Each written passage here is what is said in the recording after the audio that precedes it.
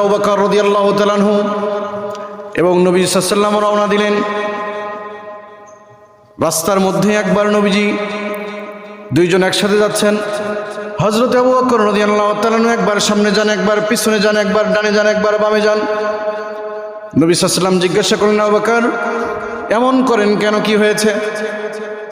হযরত আবু বকর বলেন, ইয়া রাসূলুল্লাহ, আমার দিল চায়, আবু বকর মনে করে নবীর সামনে আছে কাফেররা তো তীর নিয়ে দাঁড়িয়ে আছে। আবু বকরের দিল চায়, মন চায়, মন বলে এটা যে নবীজি যখন সামনে যায়, সামনে থেকে কাফেররা তীর মারে কিনা নবীজিকে, এই জন্য আমি সামনে যাই ঢাল হিসেবে দাঁড়ানোর জন্য। আবার যখন সামনে যাই, আবু বকরের দিলের মধ্যেই খটকা হয় যে পিছন থেকে নবীজিকে কেউ তীর মারে কিনা, এই জন্য আবার ঘুরে আমি পিছনে যাই।